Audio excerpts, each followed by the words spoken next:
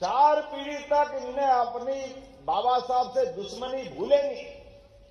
लंबे समय तक सरकार में रहे, जीते जी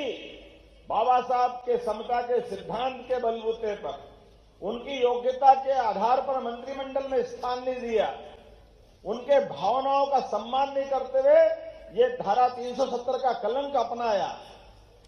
लोकसभा जिसके संविधान के लिए बाबा साहब अध्यक्ष बने थे, सही कहा लाल सिंह जी ने, चुनाव में निर्वाचन के समय तो उस समय कई सारे दलों के लोगों को जोड़ करके मंत्री बनाने की बात है, लेकिन मेरे से ज्यादा कोई सुयोग्य आदमी आगे नहीं बढ़ जाए। ये जो अंदर का डर लग रहा था नेहरू जी को, अपनी उस हीन भावना के बलबूते पर अंबेडकर जी अगर आगे बढ़ गए तो मेरा क्या होगा,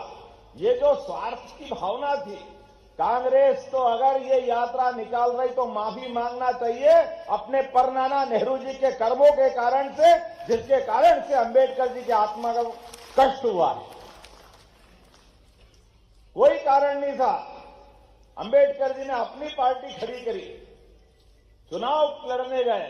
तो चुनाव में संकट खड़ा करा। ये इनके इन प्रकार इन कुछ भी करके किसी को हराओ मत हराओ, अंबेडकर जी लोकसभा में नहीं आना चाहिए। ये पाप किसने किया? कांग्रेस ने पाप किया, राजीव गांधी जी ने कुछ नहीं किया। और तो और ये इतने मन के एक तरह से दुराभाव रखने वाले लोग,